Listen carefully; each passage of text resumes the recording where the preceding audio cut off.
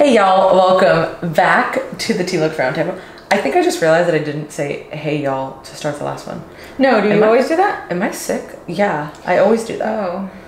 Coronavirus. Well, yeah. Not funny. Not funny. Yeah, not funny. And you also probably came back with coronavirus because you've been... Okay, literally, as we say that, she's coughing, everybody. Okay, I have allergies. Oh, yeah.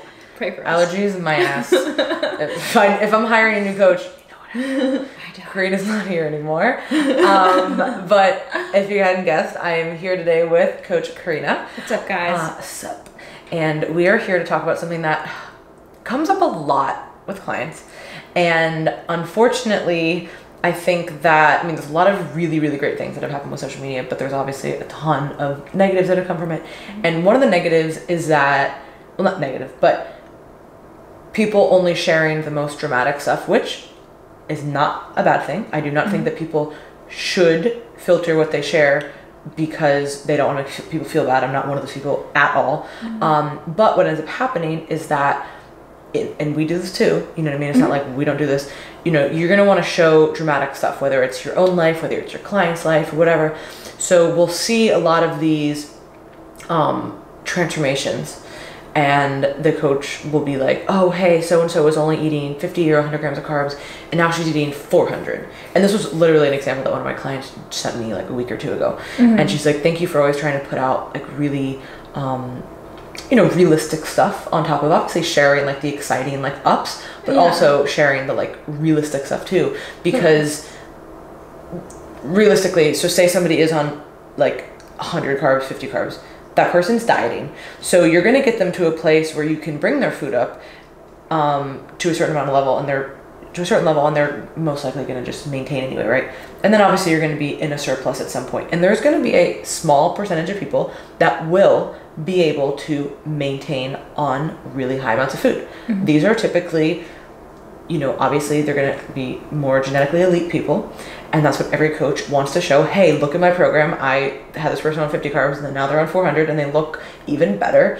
And that's not taking anything away from that person, but it could be that. And most likely what it is a combination of genetics, environment, dieting history, what they have going on in their life. A lot of the people that are in this kind of a situation are younger. And when you haven't had somebody who's had really bad dieting history or been through the ringer, so to speak, right? You're going to be able to treat that person's metabolism a lot differently. So best case scenario, as a coach, everybody's coming to you with very little previous dieting history damage, and they're in a great spot, and then you can really help them a lot and bring their food up and do all these cool things. But I would say that most people that we're coaching do not fall into that category. Right. Most of the people that we coach have been through the ringer with other people who have not taken as good care of them in the past.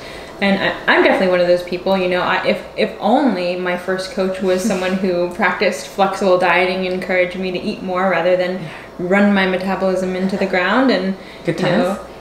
All these issues stemmed thereafter. Then maybe I'd be able to, at that point when I was younger, 18, 19, maintain my a leaner body composition at a much higher intake. However, that's not the case, and that's not the case for a lot of the people that we work with. Specifically, women who are older or people who have been in the industry for a while and have dieted over and over again. And that might not have ever been the case for you either. Yeah. It's hard to say obviously what would have happened, but you were at such a young age that, it's really impossible to know like how that affected your body like afterwards. But really, even aside from just that diet, like obviously it created a lot of subsequent issues that you had to deal with for many, many years. That impacted me metabolically even today. So there's a lot of just like factors to think about it. And we work with a lot of clients who like have been dieting for many, many years, whether it is competitions or whether it is just like a lifestyle of chronic yo-yo dieting, which is what most women in particular face. And that's typically, we do work with a handful of male clients too, which we love working with men. So if you do want to apply to Team LoCoFit and you're a male, do not feel bad about that. Guys rule. We do love working with male clients. But in any case, we always usually pick on females for this kind of stuff because it is just more realistic as far as like more women have been dieting, particularly in kind of like a yo-yo pattern for a lot of their life. So the reason that I find this is so damaging for people is when they see stuff like that. It's not the fact that like you know, somebody can look at that and be like, oh, that's really cool, right? Like, congrats, like you did that. But what ends up happening to a lot of people is that they internalize that like they're not doing something right. So what a lot of clients will do is they'll see somebody who's eating 400 grams of carbs and has abs, and they go, oh, I'm doing everything wrong. Why don't I look like that? And there's some clients that I've had that I've worked with who, I mean, they are peeled and they can eat a lot of food, or they get lean. I don't want to say easily, but easier than others, right? But then there's a lot of people who really, really got a crush to diet. I.e. me. One of them happens to be sitting right next to me. The other one's upstairs working. Yeah. So two of them. Crush us. Now, also, you guys are tiny. You know what I mean? So it's not like you're like we're not big people. 5'8", you know? Yeah. And even then, like somebody like my size, I still have to get pretty aggressive to get very lean. Can I be leaner than this without, you know, a ton of work? Yeah. But being very, very lean, no, that's a lot of work for my body. And so that's not a bad thing. It's just the reality, right? But people will look at, oh my gosh, like I must be doing something wrong. It's like, no, I have some clients who we're literally doing, like, all intents and purposes, everything right. We do, you know, they're on top of their diet in the, you know, deficit. In the off season, they have great flexibility, but they still keep themselves in check. Blood work looks good, lifestyle's good, stressors are good. They just can't eat a lot of food. Right. And I'm not going to sit there and be like, oh my gosh, what are you doing wrong? You can only have 230 grams of carbs and 2 untracked meals, and look at this other person having 400, and that's a bad comparison, right? It's like some people, and I'll look at this too, because obviously I've been training for a really long time, and I'll look at some people who are just really, really strong. And of course, do I train exclusively for strength? No. I'm obviously not doing that.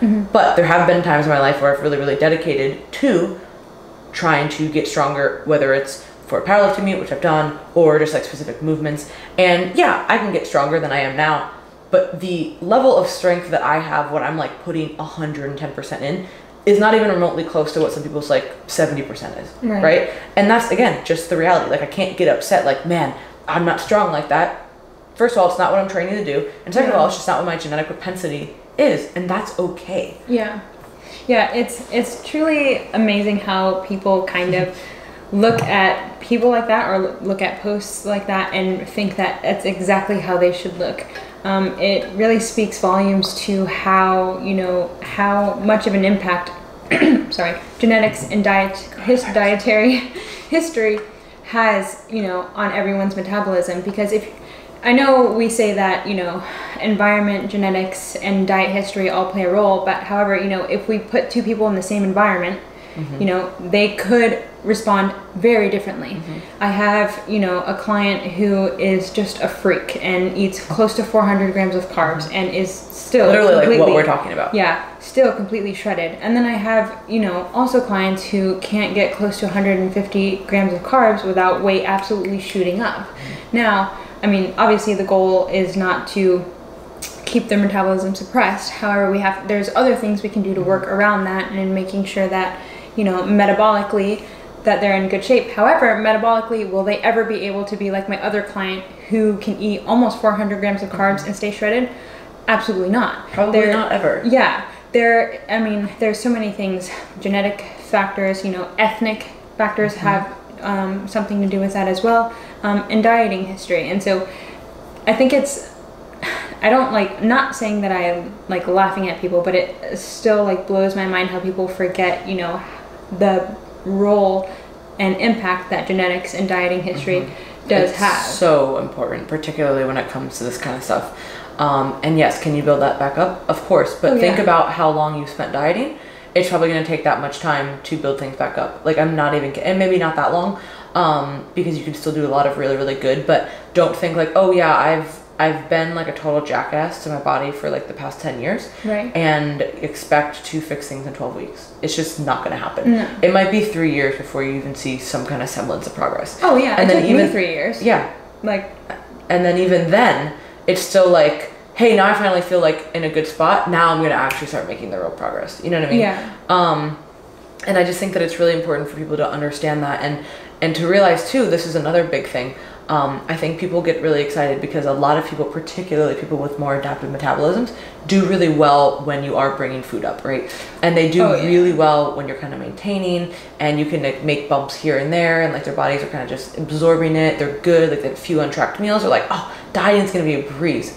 Not necessarily. Yeah. That's me like through and through. So off season, like I eat a lot. Yeah. Like, I eat a lot of food on a consistent basis, and it's not like, oh, I eat a lot one day and then I don't eat the next day. No. I eat a lot consistently. And I obviously do not have a super shredded physique, but I can pretty much maintain where I'm at without really trying, and I can eat, 2,500, 3,000 calories. Like it's not like really hard for me to do that, right? Yeah. Now, so you would look at that and go, oh, we'll just drop your calories a little bit and you'll lose weight. I won't lose a fucking pound. Yeah. You know what I mean? The deficit has to be, and I call this, if you've been one of my clients, if you've been a client previously or currently, I've used this word for a while, and it's called a threshold. And this is not scientific at all, but like it's not a science word, so don't write that down. But it's what I use to kind of deem this.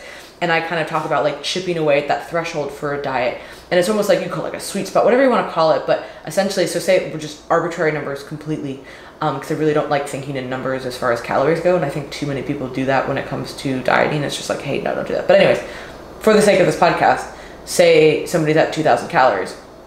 And you might think, oh, I drop it. Easy math calculation. Let me just drop it 300 calories per day. They should respond really, really great. All this stuff.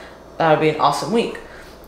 And it might not be until you hit and you chip away, and you might get to 1,400, and finally the body's like, okay, I'll respond. And then now for 5 weeks, you've had kind of like barely any progress, and then all of a sudden you hit a threshold, and somebody might be dropping with no changes for 8 weeks.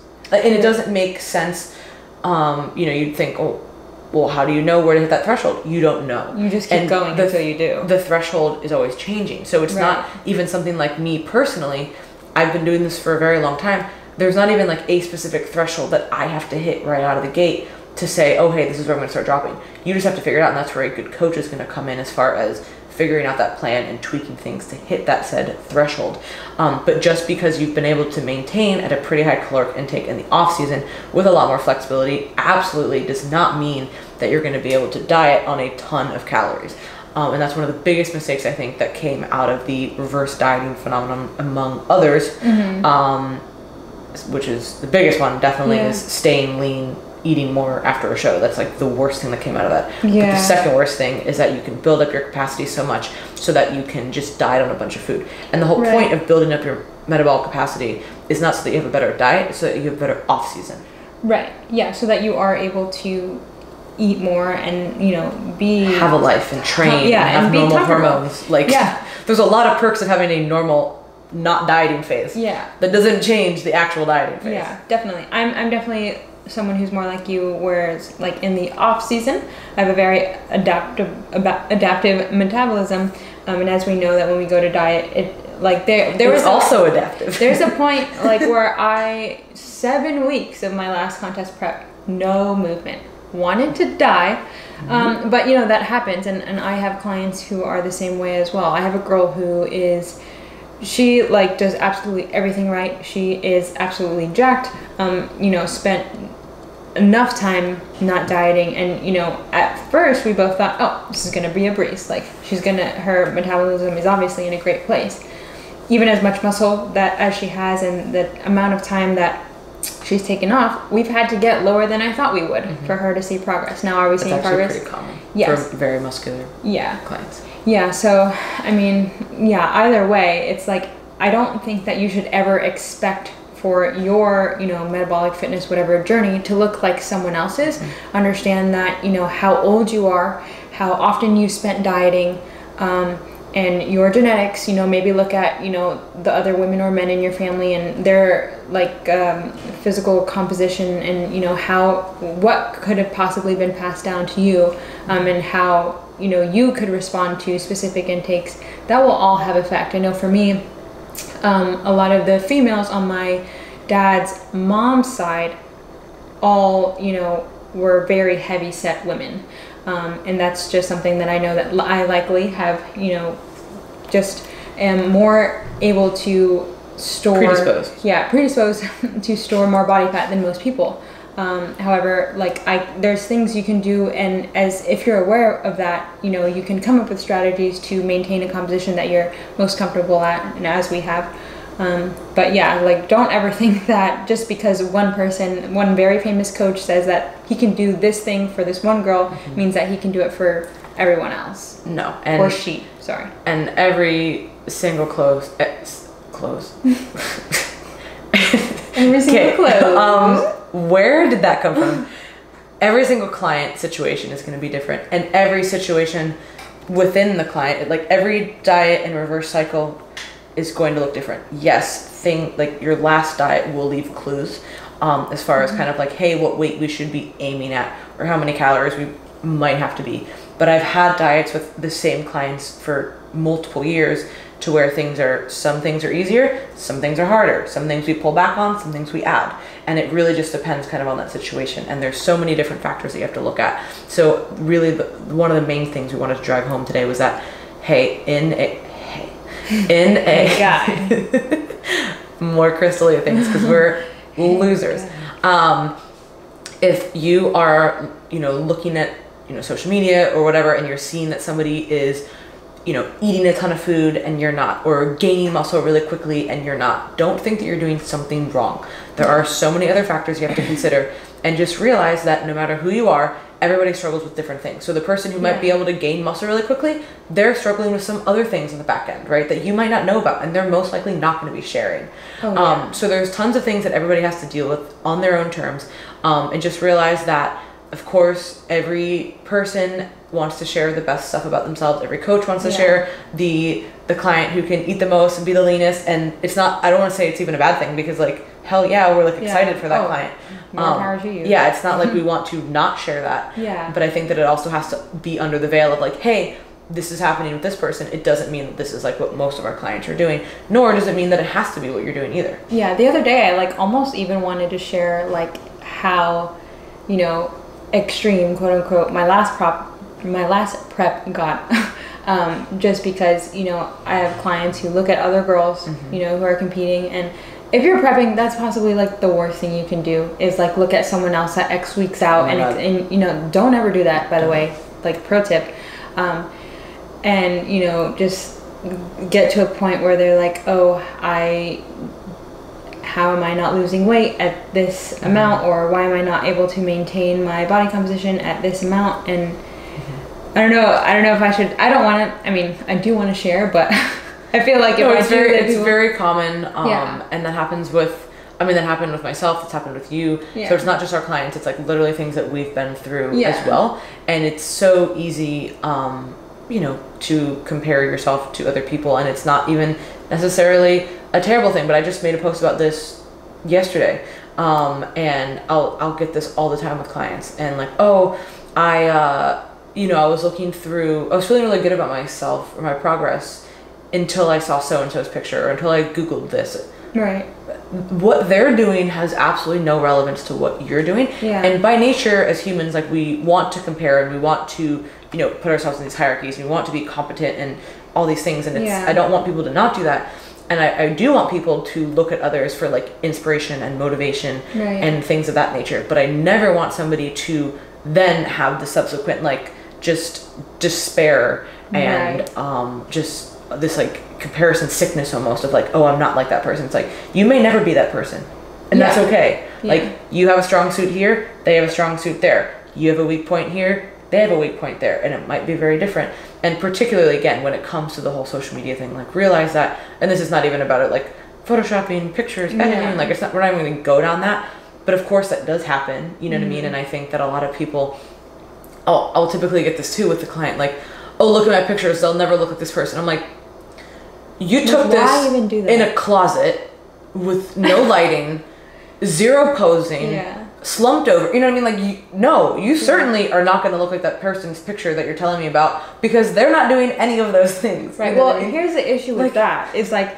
the clients that I have seen who do the best is like, they never even think that way. They're not even comparing themselves to other people. I have some like I look up to so many of my clients, because I have some clients who have just like this mindset that I'm like, I need to have that, or I need to share that, where, you know, I'll never look like all these girls, or I'll never look like this girl. Yeah, and then it's just, that's not helping you thinking about that or complaining about that. Like, what can you do to be a better version of yourself today and tomorrow? And that's all that matters. And I know that sounds really cheesy and overused and cliche and da-da-da, but you know, things are cliches for a reason. Yeah. And that really, really is true, especially when it comes to this stuff. So we just really wanted to touch on that, you guys, because we get this question so much, or we see this on social media a lot, and we have a lot of clients who come to us asking like, well, why can't I do this? Or, you know, am I doing something wrong? And we just really want to hammer home the point that like, you are not doing anything wrong.